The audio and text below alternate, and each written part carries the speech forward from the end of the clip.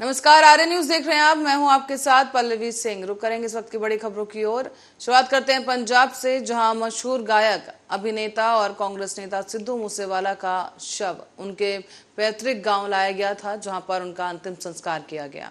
इस दौरान हजारों की संख्या में लोग वहां पहुंचे। सिद्धू मूसेवाला की अंतिम यात्रा उनके सबसे पसंदीदा ट्रैक्टर में निकाली गई थी। बता दें आपको कि ट्रैक्टर में उनके पार्थिव शरीर के साथ साथ माता पिता भी मौजूद रहे और अंतिम यात्रा के दौरान सिद्धू के पिता बेहद ही भावुक नजर आए। इस दौरान उन्होंने अपनी पगड़ी तक उतार दी और अंतिम संस्कार से पहले सिद्धू मूसेवाला को लाल रंग की पगड़ी भी पहनाई गई। सिद्धू मूसेवाला के आखिरी सफर में हजारों चाहने वालों की भीड़ उमड़ पड़ी थी। और आपको बता दें कि सिद्धू मूसेवाला को रविवार को पंजाब के मानसा जिले में अज्ञात हमलावरों ने गोली मारकर उनकी हत्या कर दी थी। मूसेवाला कांग्रेस नेता भी थे और पंजाब सरकार द्वारा उनकी सुरक्षा वापस लिए जाने के एक दिन बाद ही इस घटना को अंजाम दिया गया। जानकारी के मुताबिक सिद्धू की 6 महीने में शादी होने वाली थी और बताया जा रहा है कि अक्टूबर में सिद्धू की शादी तय की गई थी। जिस लड़की से उनकी शादी होनी थी उसका भी रोकर बुरा हाल है। बीते रोज भी उनकी होने वाली पत्नी अपने परिवार के साथ सिद्धू के घर पहुंची थी। मंगलवार को मूसेवाला की अंतिम यात्रा से पहले उनके प्रशंसकों ने उनके घर के बाहर उनके पक्ष में नारेबाजी भी की। तो वहीं आपको बता दें कि उनकी मौत पर भारत ही नहीं बल्कि कनाडा में भी शोक मनाया गया।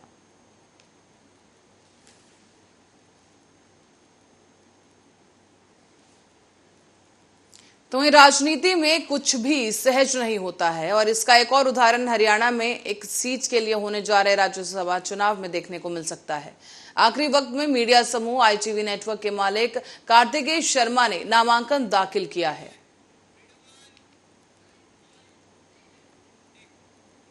तो साथ ही आपको बता दें कि इस दौरान एक रिपोर्ट के मुताबिक राज्यसभा चुनाव में बड़े पैमाने पर जिस तरीके से उम्मीदवारों को लेकर चिंता बनी हुई है, उसके बाद अब राज्यसभा चुनाव काफी देखना दिलचस्प होगा।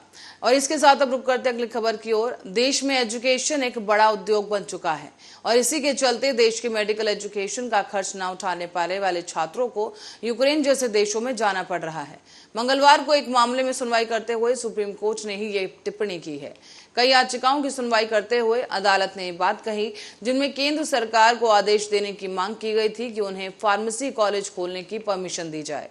दरअसल फार्मेसी काउंसिल ऑफ इंडिया ने 2019 में एक नए फार्मेसी कॉलेज बनाने पर रोक लगा दी थी। संस्था का कहना था कि देश में फार्मेसी कॉलेज एक उद्योग का रूप ले रहा है और उस पर रोक लगानी चाहिए। केस की सुनवाई करते हुए जस्टिस BR गवाई और हिमा कोहली ने यह कहा है कि हर कोई जानता है कि देश में शिक्षा आज एक उद्योग बन गई है। इन्हें संचालित करने वाले बड़े कारोबारी समूह हैं और इनके बारे में सोचना चाहिए। मेडिकल एजुकेशन की कीमत बहुत ज्यादा होने की वजह से लोगों को यूक्रेन जैसे देशों में जाना चाहिए। सॉलिसिटर जनरल तुषार मेहता ने भी अदालत में कहा कि देश में जिस तरह से स्थिति है उस पर ध्यान देना चाहिए। कॉलेजों ने खुद ही अदालत में बताया है कि उन्होंने सरकारी रोक के चलते 2 साल खो दिए और अब हम छात्रों की अर्जी को समझते हैं, लेकिन ये कॉलेज एक इंडस्ट्री बन चुके हैं।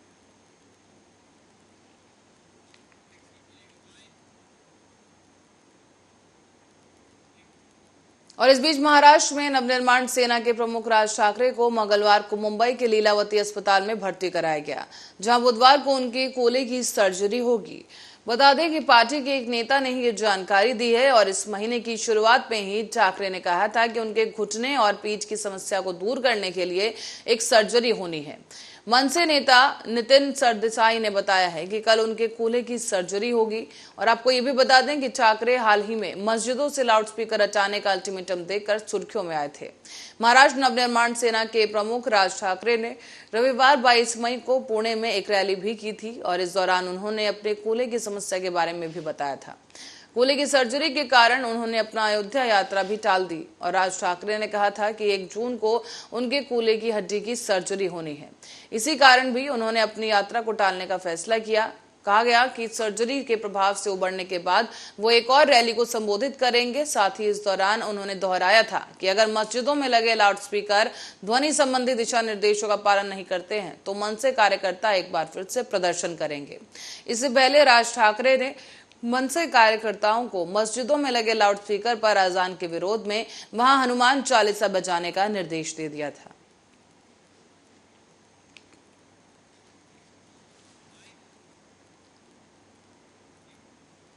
तो वहीं कांग्रेस की ओर से घोषित किए गए राज्यसभा उम्मीदवारों को लेकर पार्टी में लगातार कलह जारी है। प्रवक्ता पवन खेड़ा और नगमा के बाद अब पार्टी के नेता प्रमोद कृष्णम ने भी अब टिकट बंटवारे पर नाराजगी जाहिर की। प्रमोद कृष्णम ने कहा है कि कुछ लोगों की शिकायतें हैं, राज्यसभा लोकतंत्र का मंदिर है, इसीलिए वहां बुद्धिजीवी और अनुभवी लोगों को भेजा जाना चाहिए जो देश के लिए काम करें और पार्टी को मजबूती दें।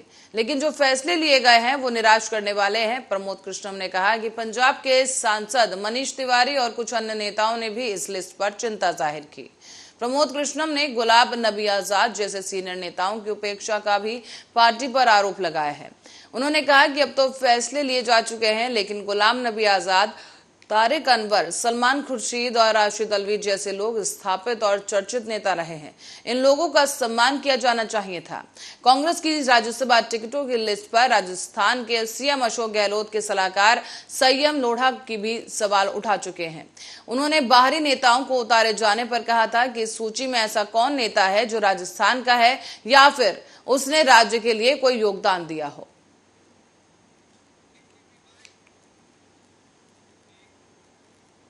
और इस बीच उत्तर प्रदेश के सीएम योगी आदित्यनाथ ने विपक्षी पार्टी समाजवादी पार्टी पर निशाना साधते हुए कहा कि आपके इत्र वाले मित्र तो गुल खिला रहे थे, लेकिन इत्र उद्योग के लिए ईमानदारी से काम बीजेपी सरकार ने किया। सीएम योगी ने यहां पर यह बयान देते हुए विधानसभा में मंगलवार को कहा कि इस दौरान सपा अध्यक्ष अखिलेश यादव भी सदन में मौजूद थे। सीएम ने तंज कसते हुए कहा कि आपके इत्र वाले मित्र तो बहुत कुछ गुल खिला रहे थे, लेकिन इत्र उद्योग के लिए ईमानदारी से काम हमने किया है। हमने एक जिला को एक उत्पाद में भी इत्र को कन्नौज के साथ जोड़ दिया है और वर्तमान में इत्र का व्यापार सिर्फ कन्नौज से 800 करोड़ रुपए का हो रहा है। उल्लेखनीय है कि पिछले साल नवंबर में राज्य के पूर्व सीएम अखिलेश यादव ने समाजवादी इत्र लॉन्च किया था और ये इत्र कंपनी के एमएलसी पुष्पराज जैन की है, जहां पर जिनके कन्नौज, कानपुर, लखनऊ और आगरा के ठिकानों पर आयकर विभाग ने दिसंबर में ही छापेमारी की थी।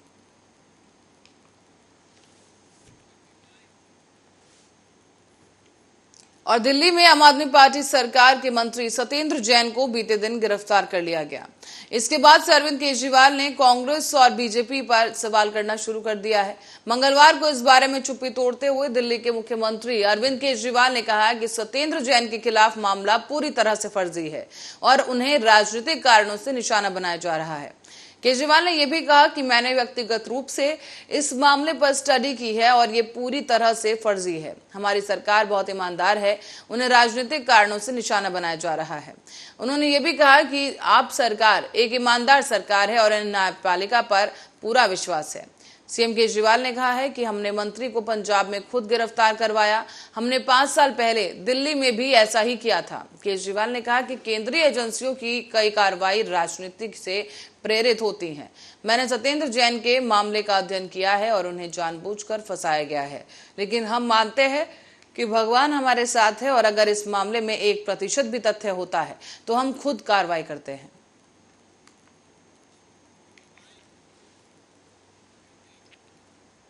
और भारतीय जनता पार्टी ने आगामी राज्यसभा चुनाव के लिए उम्मीदवारों की दूसरी लिस्ट सोमवार को जारी कर दी। बीजेपी ने राज्यसभा के लिए अपने किसी भी मुस्लिम नेता को उम्मीदवार नहीं बनाया है और बीजेपी की इस लिस्ट में केंद्रीय मंत्री मुख्तार अब्बास नकवी का नाम भी गायब रहा। ऐसे में मुख्तार अब्बास नकवी के मंत्री पद पर खतरा मंडराने लगा है, क्योंकि अगर नकवी संसद नहीं पहुंचते हैं तो ऐसी स्थिति में उन्हें 6 महीने के भीतर ही मंत्री पद छोड़ना पड़ सकता है। अब जब मुख्तार अब्बास नकवी का नाम बीजेपी उम्मीदवारों की लिस्ट से गायब है तो यहां ऐसे में सवाल उठता है कि क्या पार्टी उन्हें रामपुर में होने वाले लोकसभा के उपचुनाव में उतारने की सोच रही है। बता दें कि यूपी विधानसभा चुनाव में समाजवादी पार्टी के नेता आजम खान चुनाव में जीत हासिल की थी। इसके बाद से ही ये सीट खाली है और अब आजम खान के विधानसभा में पहुंचने के बाद बीजेपी इस सीट पर जीत हासिल करने की कोशिश में जुटी है। बता दें कि बीजेपी मुख्तार अब्बास नकवी को रामपुर सीट पर लोकसभा चुनाव के लिए मैदान में उतारने की योजना बना रही है और इस बात के कयास इसलिए भी बढ़ गए हैं क्योंकि नकवी ने इससे पहले 1998 के चुनाव में रामपुर से चुनाव लड़ा था, जिसमें उन्हें जीत हासिल हुई थी।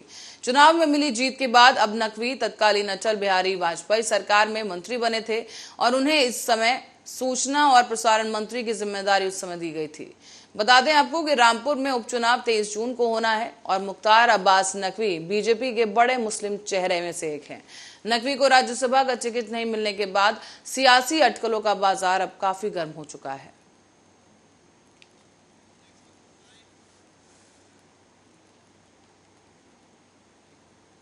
तो महाराष्ट्र के काटोल से पूर्व विधायक डॉक्टर आशीष राव और देशमुख ने प्रदेश कांग्रेस कमेटी के जनरल सेक्रेटरी के पद से इस्तीफा दे दिया है। उन्होंने राज्यसभा के लिए महाराष्ट्र में इमरान प्रतापगढ़ी को लाने के कारण ये इस्तीफा दिया है। साथ ही उन्होंने ये भी कहा है कि मैं कांग्रेस के साथ काम करना जारी रखूंगा। उन्होंने उत्तर प्रदेश के नेता इमरान प्रतापगढ़ी को महाराष्ट्र से पार्टी का उम्मीदवार बनाए जाने पर आपत्ति जताई और इसे कांग्रेस कार्यकर्ताओं के साथ अन्याय बताया है। आशीष देशमुख ने मंगलवार को ही कांग्रेस अध्यक्ष सोनिया गांधी को एक पत्र भी लिखा और ये पत्र लिखकर महाराष्ट्र प्रदेश कांग्रेस कमेटी के महासचिव पद से उन्होंने इस्तीफा देने की घोषणा की है। उन्होंने अपने आधिकारिक ट्विटर हैंडल पर पत्र साझा भी किया और आशीष राव देशमुख ने लिखा कि बाहरी उम्मीदवार को थोपने से पार्टी को विकास के मामले में कोई फायदा नहीं होगा। ये महाराष्ट्र में सामान्य कांग्रेस कार्यकर्ताओं के साथ अन्याय है। और आपको ये बता दें कि कांग्रेस ने पार्टी के अल्पसंख्यक विभाग के अध्यक्ष और कवि 34 वर्षीय इमरान प्रतापगढ़ी को महाराष्ट्र से राज्यसभा के लिए उम्मीदवार बनाया है। प्रतापगढ़ी ने 2019 में कांग्रेस के टिकट पर मुरादाबाद से लोकसभा का चुनाव लड़ा था, लेकिन भाजपा उम्मीदवार से वो हार गए थे।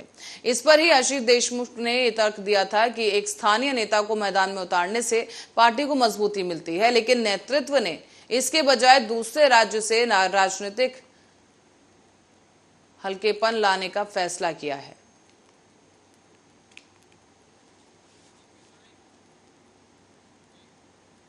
रुक करते हैं अगली खबर की ओर। पाकिस्तान इन दिनों आर्थिक संकट से जूझ रहा है। खाने पीने की आम आदमी की पकड़ से दूर होते जा रहे हैं जो खाने पीने की जो चीजें हैं।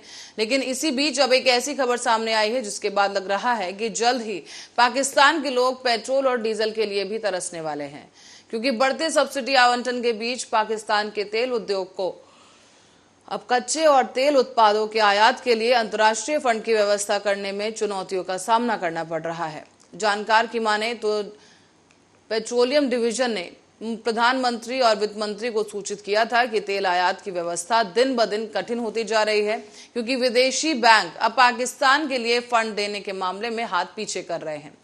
तेल विपणन कंपनियों द्वारा खोले गए लेटर ऑफ क्रेडिट के खिलाफ वित्त पोषण प्रदान नहीं कर रहे हैं और एक वरिष्ठ अधिकारी ने डॉन को बताया है कि दो बड़े निगमों पाकिस्तान स्टेट ऑयल और पाकिस्तान अरब रिफाइनरी लिमिटेड को छोड़कर सभी ओएमसी और रिफाइनरी पेट्रोलियम उत्पादों और कच्चे तेल के आयात की व्यवस्था करने के लिए संघर्ष कर रहे हैं।